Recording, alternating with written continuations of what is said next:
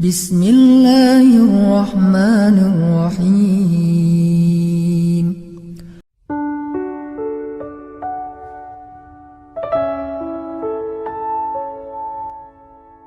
Belajar yakin kepada Allah ini nggak bisa sekaligus, bertahap.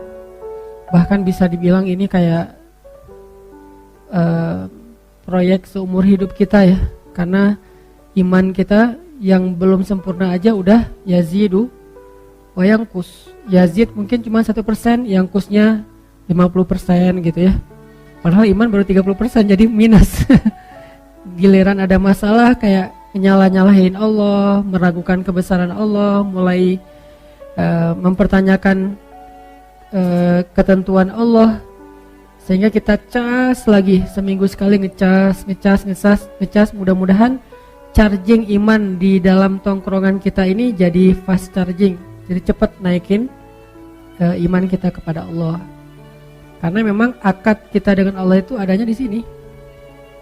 Kalau di sininya belum beres, masih ada ragu, berarti kita nggak punya akad apa-apa dengan Allah. Dan kalau nggak punya akad apa-apa dengan Allah, kita nggak bisa minta apapun kepada Allah. Nah, kita juga nggak percaya sama Allah, terus mau minta apa? Makin kuat imannya, makin kuat bondingnya dengan Allah, makin besar keajaiban dan kejutan yang Allah kasih dalam hidup kita. Iman level para anbiya, nanti munculnya mukjizat. Iman level para solihin, munculnya karomah. Iman level kita kalau yakin muncul maunah. Kalau imannya masih labil dan lebih sering ragunya daripada yakin, berarti kita nggak punya MOU apapun dengan Allah Subhanahu Wa Taala.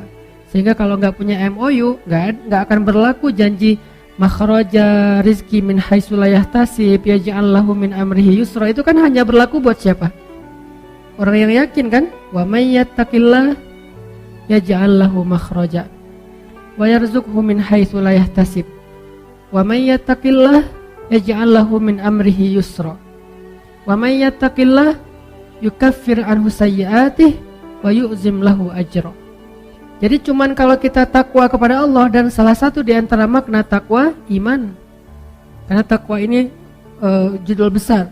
Kalau di breakdown, akarnya adalah iman, pohonnya adalah taat, buahnya adalah rahmat, ampunan, kebaikan, banyak buahnya. Tapi akarnya iman. Alam tara kaifa daraballahu mathalan kalimatan thayyibah asluha thabit wa far'uha fis sama tu'ti ukulaha kullahinin biidzni rabbiha. Asluha thabit. Kata sebagian besar ulama tafsir tentang asli dari asluha sabit. Aslul itu jadi bahasa Indonesia, asal jadi asal. Kan bahasa Arabnya asl atau aslu. Asal terus jadi bahasa Indonesianya karena nggak bisa bilang asal, jadi asal. Asal-asalan. Asluha, asalnya sabit. Akarnya kuat. Dan apa akar dari kalimat itu? Akarnya adalah iman. Akarnya adalah iman. Far'uha, cabangnya, pohon sampai cabang-cabangnya menjulang ke langit. Maksudnya ta'ah, ketaatan. Istiqomah, komitmen. Dawam, konsisten. Itulah pohon dan cabang-cabangnya. Terus tu'ti ukulaha kullahinin biizni rabbiha. Buahnya, ukulaha, hasilnya itu adalah kebaikan hidup, ampunan dosa, rahmat, berkah, pertolongan, kejutan-kejutan, itu buahnya. Tetap aja asalnya adalah, bibitnya adalah iman. Makin kuat akarnya, makin besar pohonnya. Makin besar pohonnya, makin banyak dahannya. Makin banyak dahannya, makin banyak pula buahnya ketika panen. Jadi itu analogi yang sangat sederhana tapi dalam. Jawami'ul kalam. Bisa ditafsirkan dari berbagai macam dari berbagai macam angle. Sehingga kalau kita pengen hidup kita nyaman dalam kondisi sarro atau darro, ya berarti balik lagi kepada asalnya apa? Ajaban li amril mu'min. Balik lagi kepada iman. Ajaban li amril mu'min. Inna amrahu kullahu khair.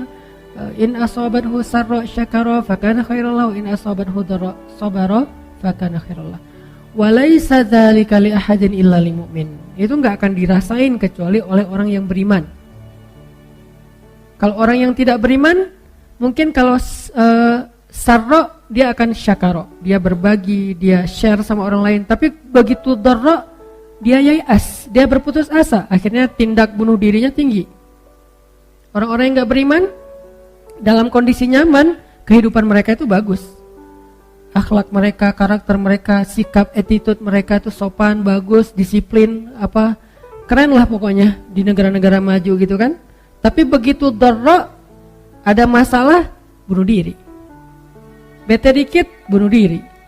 Gak enak badan, males banget hari ini bunuh diri, bunuh diri. Jadi terlalu rapuh gitu. Kenapa terlalu rapuh? Karena kata Nabi, walaisa dzalika li ahadin illa lil mu'min. Karena dia gak beriman. Sehingga gak ada yang dipegang sama dia ketika dia mau jatuh. Jatuh aja. Makin tinggi dia mendaki, pas jatuh ya makin parah nasibnya.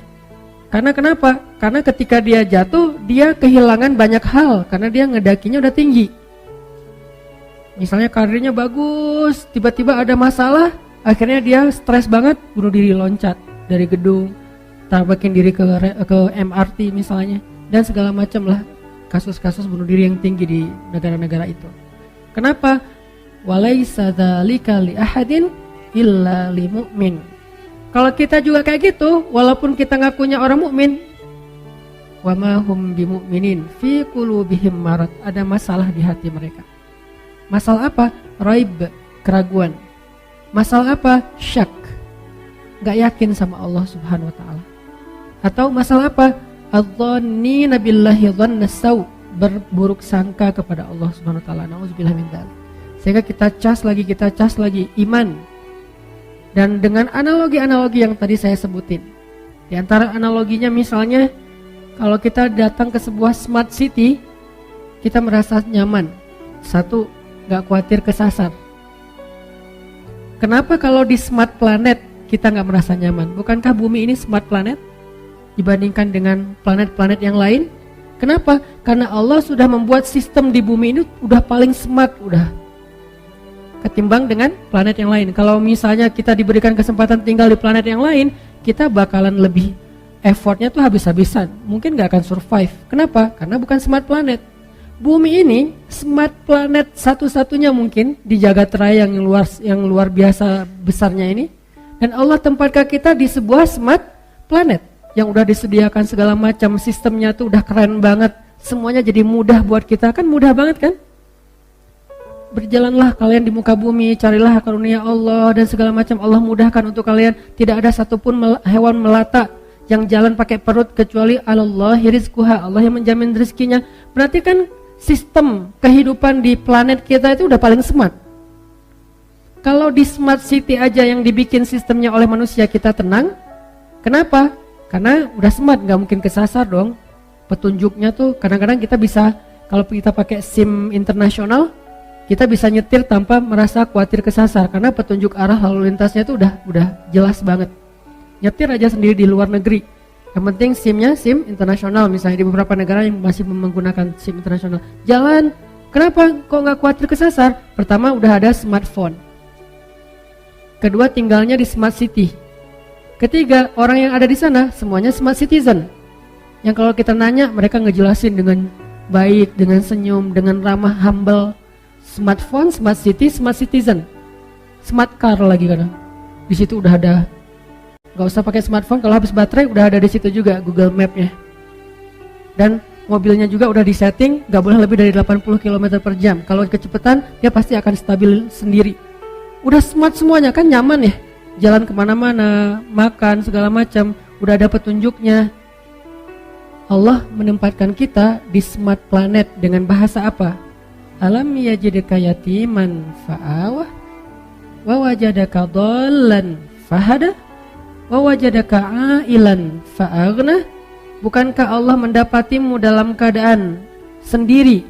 Sendiri ini jangan selalu diterjemahin itu ya. Sendiri di sini artinya nggak punya teman atau mungkin nggak punya kenalan. Alam yajidka yatiman, sendiri banget. fa'awa, Allah datangkan keluarga. Dan keluarga di sini bukan cuma status, tapi dengan ikatan kasih sayangnya. Tiba-tiba ada seseorang yang paling mencintai kita lebih daripada dirinya. Siapa? Ibu.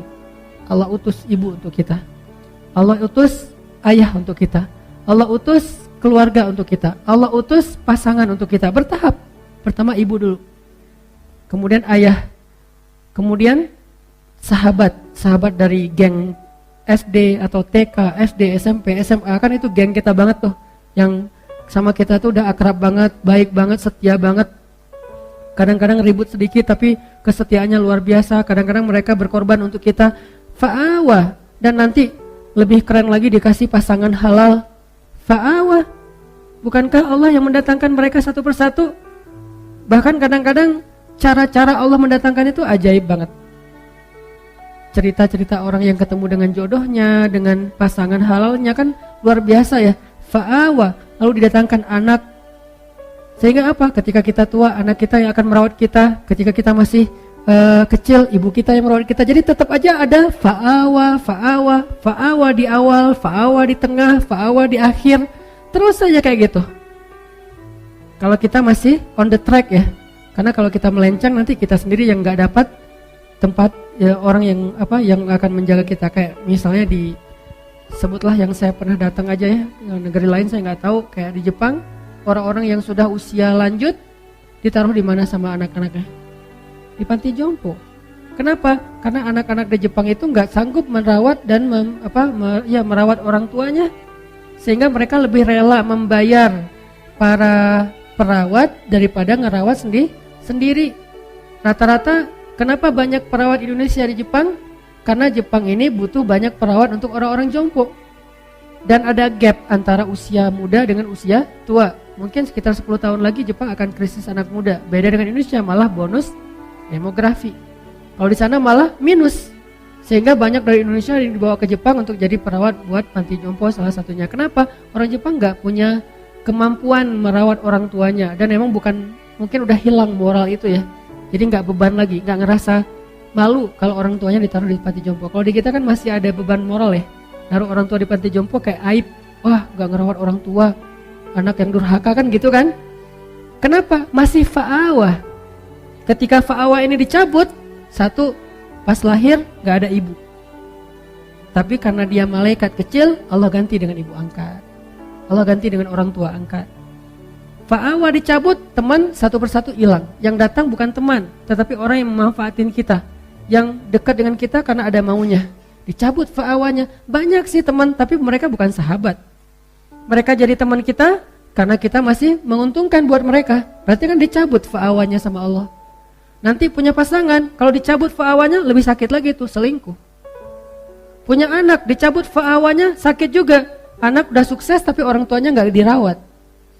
Maka yang menjamin kita dirawat, ada keluarga, itu Allah.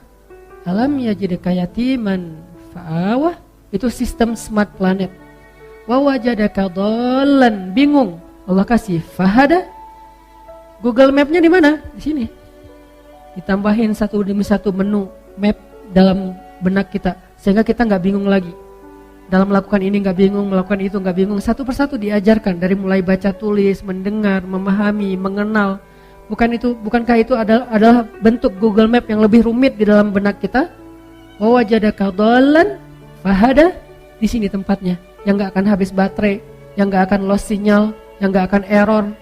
Kecuali kita sendiri yang bikin dia error. Aslinya ini keren banget, lebih smart daripada smartphone. Yang bahkan banyak sekali penelitian bahwa smartnya otak manusia itu entah berapa ribu kali lebih smart daripada komputer. Dikasih wa wajadaka ailan fa'aghna. Bukankah kamu didapati dalam keadaan kekurangan, kelaparan, tidak punya apapun, lalu Allah aghna, mencukupkan? Lebih baik Allah cukupkan daripada Allah hilangkan rasa kecukupan. Karena ada orang yang meminta kelebihan harta, padahal yang paling penting itu kecukupan harta. Karena kalau udah dicukupkan, bukan hanya hartanya yang cukup, tapi rasanya juga cukup. Dan rasa cukup itu disebut dengan qanaah. Ada orang yang dikasih harta berlebih tapi tidak dikasih kecukupan, tidak pernah merasa cukup, merasa kurang aja tuh. Dikasih ini kurang, dikasih itu kurang, terus saja kurang. Kenapa? Karena tidak dikasih diangkat kecukupan dalam diri dia. Bukan diangkat hartanya tidak dikasih. Siapa tahu emang hartanya itu adalah bagian dari takdir. Takdirnya emang kaya, tapi dicabut rasa cukup. Sehingga walaupun kaya, dia merasa paling miskin di dunia. Makanya dalam Islam, yang dilarang itu bukan miskin, tapi merasa fakir. Dalam Islam itu kan gak ada celaan kan menjadi orang miskin. Sehingga kalau kita kadang-kadang nyebut orang miskin itu kurang beruntung, siapa bilang?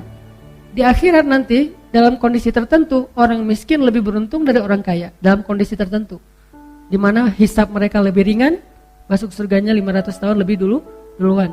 Tapi kalau orang kayanya jawad, karim, dermawan, mungkin surganya lebih luas daripada orang miskin. Ini kan amal ya. Fama ya'mal mithqala dzarratin khairan yara dan seterusnya. Artinya dalam Islam miskin itu enggak tercela, miskin itu enggak rugi. Yang rugi dan tercela itu fakir.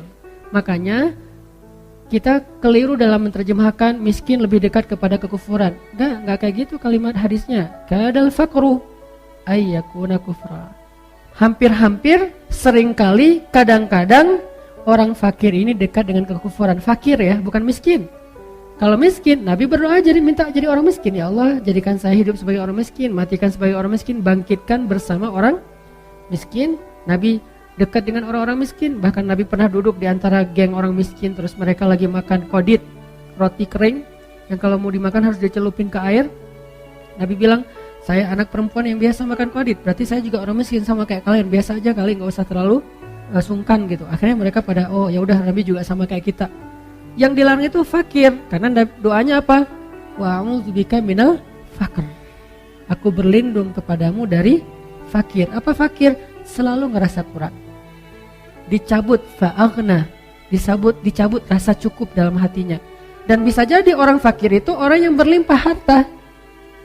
Bukan orang miskin, tapi orang kaya, tapi dia fakir. Fa'aghnanya dicabut.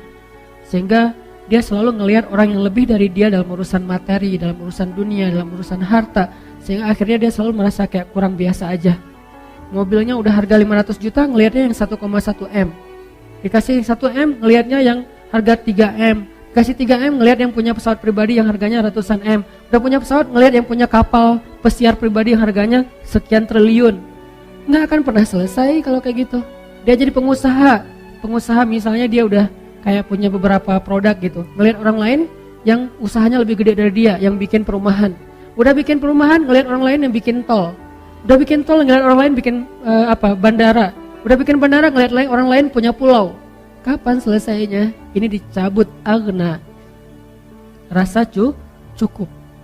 Sedangkan smart planet, sistem yang Allah bangun itu, wa wajadaka ailan fa'aghna. Allah lihat kamu, Allah dapati kamu dalam keadaan kekurangan, aghna, Allah cukupkan. Dan itu lebih keren loh kalau dicukupkan daripada dikayakan. Karena ada yang dikayakan hartanya tapi tidak diberikan kecukupan batin, tetap aja dia merasa kurang. Dan fa'aghna ketika Allah cukupkan, analoginya Allah simpan harta kita di sisi Allah, nanti pas kita butuh Allah kasih. Kan saya sering ngasih analogi kayak kita nyimpan uang di bank kan. Kita kan tenang, nyimpan uang di bank 100 juta, 1 miliar, sekian miliar, tenang kan? Kenapa? Karena kita percaya uang kita di bank itu gak hilang. Catatannya tuh rapih. Dan kita dikasih misalnya rekening koran kalau kita minta, atau kita bisa cek secara online. Dan kapanpun kita butuh kita bisa ambil. Bisa ditarik di ATM, bisa digesek di kasir, bisa juga langsung datang ke banknya. Jadi kita nggak khawatir. Di mana aja kita bisa gesek, kita bisa transfer dengan cara online. Di luar negeri juga kita bisa gesek karena ada beberapa logo yang memang kita bisa pakai. Sehingga kita kemana-mana nggak bawa duit banyak, pede nggak? Kita punya tabungan 1 M di bank. Pakai kartunya, kartu yang standar internasional. Bahkan kalau perlu yang modelnya tuh gold atau platinum yang bisa ditarik angkanya gede-gedean. Terus kita ke luar negeri nih, ke Singapura aja yang dekat. Kita cuma bawa uang ya sebutlah 2 juta, 3 juta yang sebetulnya untuk belanja mungkin kurang. Kalau ada butuh apa-apa, bayar hotel apa segala macam kurang. Tapi kita bawa kartu, tenang gak teman-teman? Tapi kan kita gak punya uang cash. Tapi kan ada kartu. Gitulah kita dengan Allah. Jangan lihat apa yang kita pegang, lihat apa yang tersimpan di sisi Allah. Masalahnya percaya nggak sih sama Allah? Ini nggak fair nih. Ke bank kita percaya, ke Allah nggak. Kan yang disimpan di sisi Allah sama jaminannya dengan bank, bahkan lebih dahsyat, lebih kuat jaminannya. Allah nggak pernah ingkar janji, Allah nggak mempersulit kita, dimudahin kok. Buktinya apa? Yuridullahu bikumul yusra wala yuridu bikumul usra. Allah pengen memudahkan kalian, nggak pengen nyusahin kalian. Kan capek kalau kalian harus nyimpen duit kalian sendiri, nyimpen harta, terus nanti ribut di antara ahli waris, ribut di susah di antara kalian sendiri, nanti kecolongan, kemalingan, ke segala macam. Biar aku aja yang nyimpen, kata Allah. Masalahnya kita kalau disimpan Allah kayak suka ragu gitu. Akhirnya kita khawatir, gimana ya nanti kalau sakit nggak ada uang? Ada di Allah. Gimana ya nanti kalau ada masalah nggak ada tabungan sama sekali? Ada di Allah. Iya kan? Tapi kan tetap harus ada cashnya. Nah ini nih poinnya nih, nggak fair. Kalau kita ada uang di bank dengan kartu doang, kita nggak ngomong kayak gitu. Gimana ya keluar negeri nggak bawa uang sama sekali? Kan ada kartu. Oh ya udah, ya aman lah kalau kayak gitu, tinggal digesek. Kok ke bank bisa gitu, ke Allah nggak bisa gitu? Nggak fair. Kalau nggak fair, itu bukti bahwa iman kita tuh sebetulnya tuh nggak kuat. Kalau kayak gitu ya gimana kita mau dapat surprise dan miracle dari Allah? Jadi nggak apa-apa kita nggak pegang banyak, tapi begitu butuh tinggal gesek. Geseknya gimana? Tinggal gini doang. Lebih gampang daripada kita ke ATM. Belum lagi nanti ternyata di ATM itu cuma bisa transfer, nggak bisa narik karena habis duitnya. Belum lagi ATM-nya ada yang error.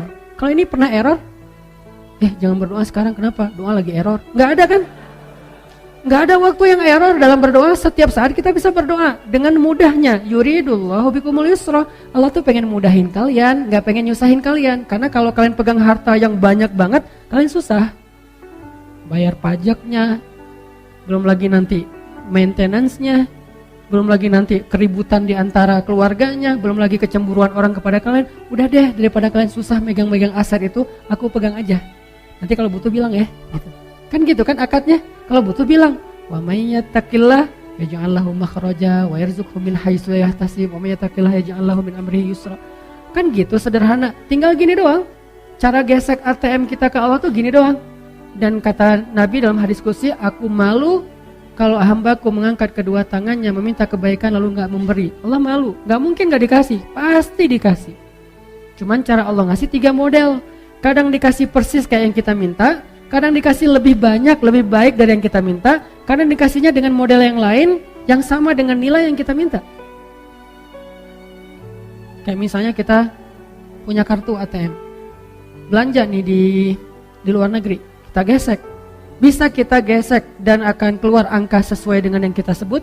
Bisa juga, Pak, ini ada bonus. Bisa gitu kan? Begitu kita mau bayar sesuatu kan suka gitu tuh, ada bonus dari banknya. Begitu mau bayar, Pak, ini ada bonus mau dipakai enggak? Ada poin. Sehingga yang tadinya harganya 1 juta, gara-gara poin jadinya 750.000, poin 250.000. Mau dipakai enggak? Kan suka gitu ya, bisa aja gitu. Bisa persis, bisa ditambah dengan bonus. Bisa juga diganti dengan yang lain. Pak, selain dapat bonus ini, Bapak nanti dapat merchandise, dapat hadiah apa misalnya, ternyata Bapak dapat mobil, dapat apa. Kan gitu cara Allah. Yang pasti bisa banget. Dan Allah kalau transaksi dengan Allah itu jauh lebih banyak untungnya daripada dengan makhluk. Karena Allah ghaniyun, maha kaya, gak akan kekurangan harta Allah. Sehingga tinggal gini doang. Masalahnya kita gak terlalu yakin dengan ini, lebih yakin dengan ini.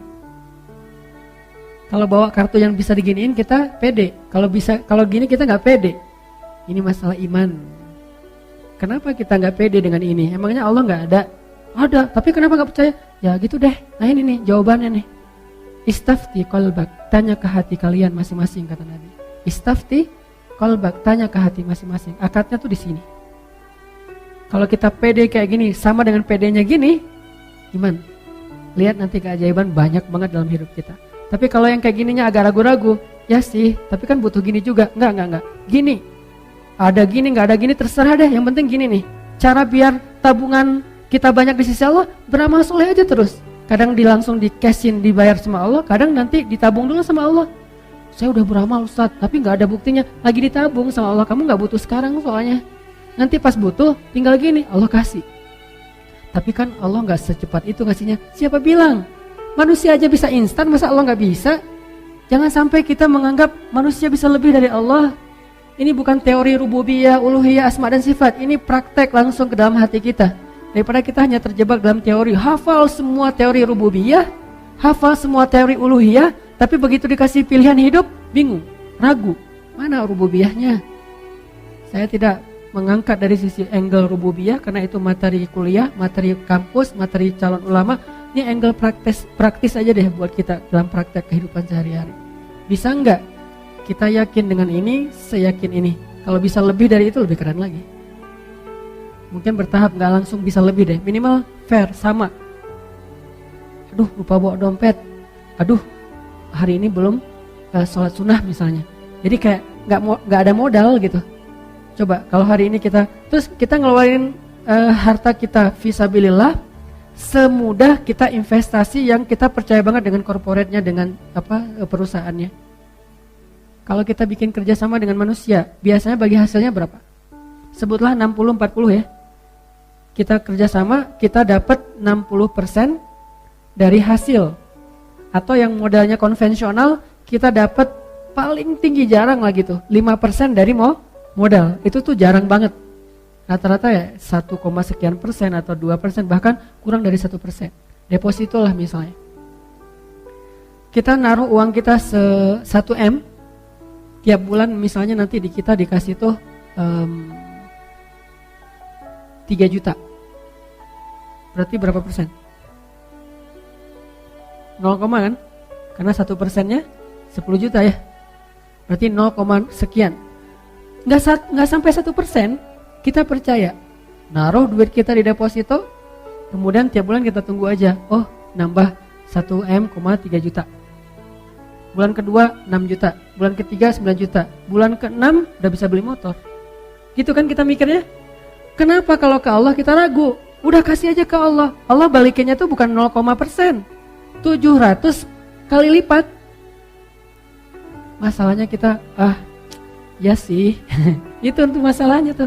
Malah kasih aja deh, ntar Allah ganti. Enggak, buktinya enggak 700 kali lipat, karena disimpan. Coba kalau dikasih 700 kali lipat blek cash, kita kewalahan nyimpennya.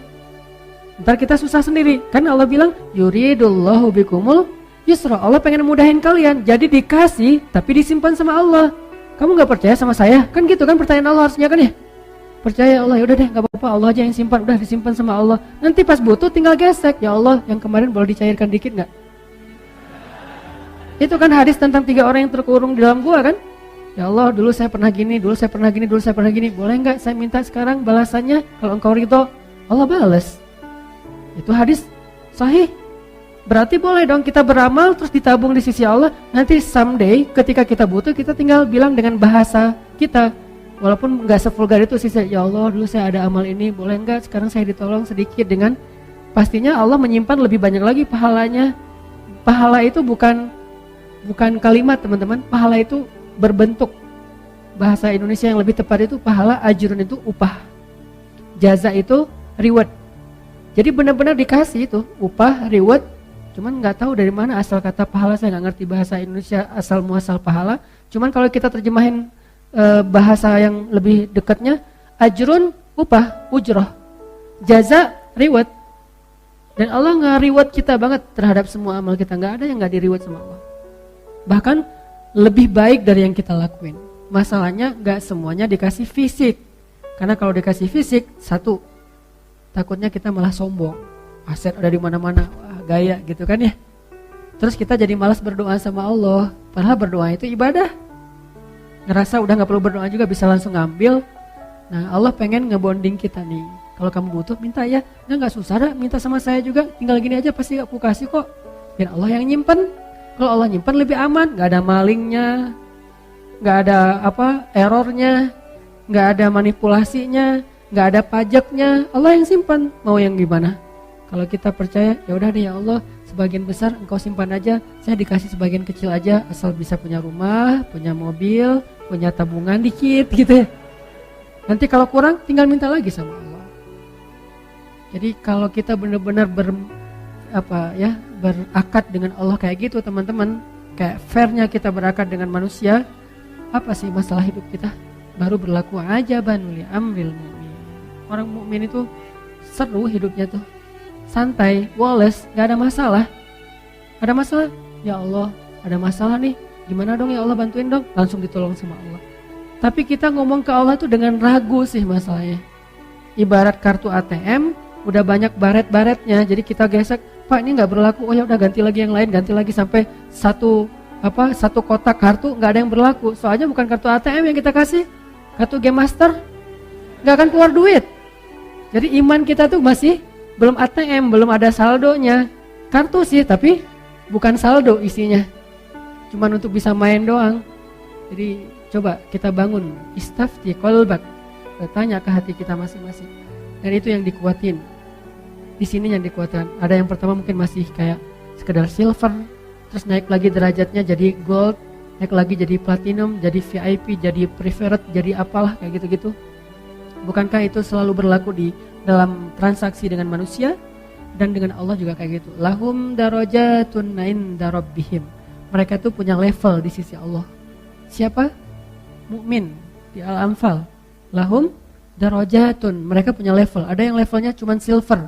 Tabungannya sekian, bisa ditarik dalam sehari cuma sekian. Ada yang levelnya mungkin di bawah silver, simpedes misalnya.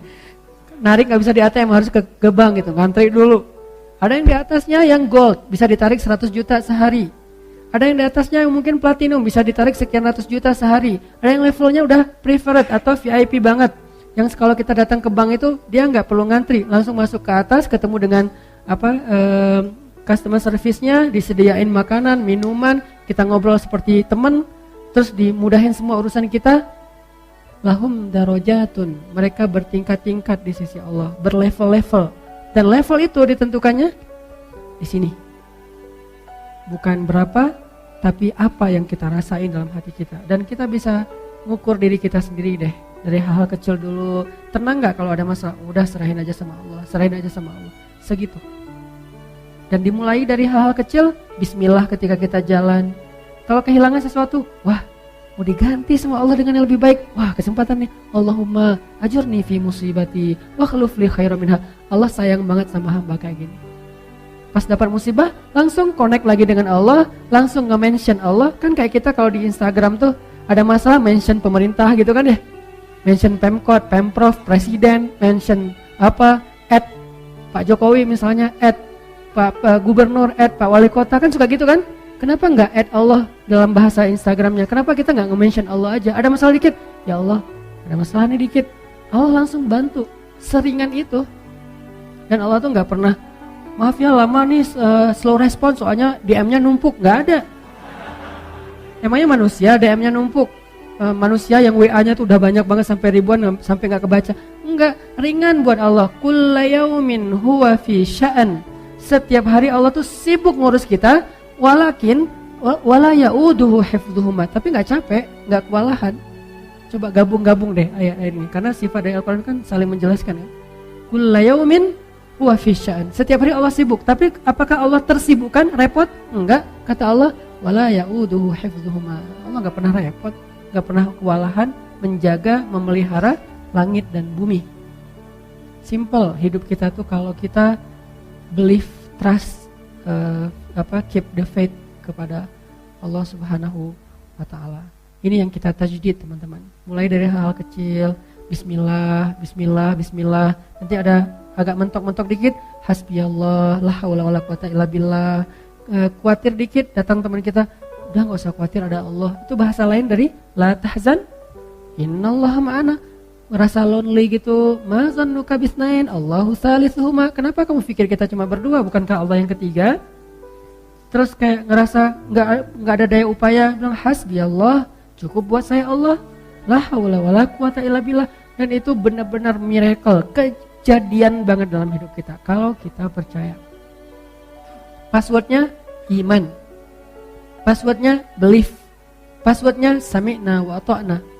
Kalau itu benar-benar terasa di hati kita, kalimat la haula, kalimat hasbiyallah, kalimat-kalimat iman itu terasa di sini nih, udah tenang aja hidup. La tahzan, ala bidzikrillah tatmainnul qulub. Ini semua yang kita omongin malam ini kalau diteorikan namanya rububiyah. Cuman kita nggak usah terjebak dengan istilah, tapi maknanya yang paling penting supaya kita bisa langsung praktek. Semua yang kita omongin rububiyah, pemeliharaan Allah, penjagaan Allah, kepemilikannya milik Allah, segala macam lah dari makna Rabb. Udahkah kita rububiyah kepada Allah? Apakah kita sudah Rabbani atau masih jadi manusia biasa? Kalau cuma jadi manusia, innal insana lafi khusr. Tapi kalau upgrade dari manusia jadi mukmin, illal ladzina amanu qad aflahal mu'minun.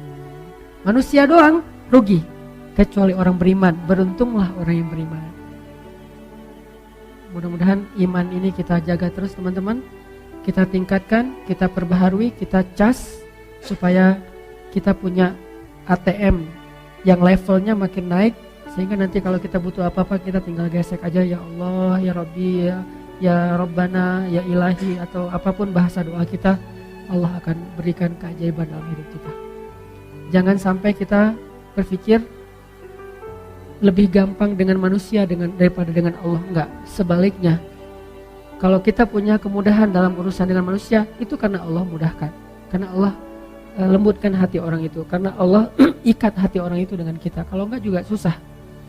Ada orang yang enggak kenal siapa-siapa tiba-tiba ditolong oleh siapa-siapa karena Allah yang mendatangkan orang-orang itu kepada dia. Itu kejadiannya banyak. Kita pernah pengalaman kayak gitu, teman-teman kita pernah share pengalamannya tentang itu. Harusnya itu jadi tajdidul iman, cas iman buat kita supaya semakin yakin kepada Allah.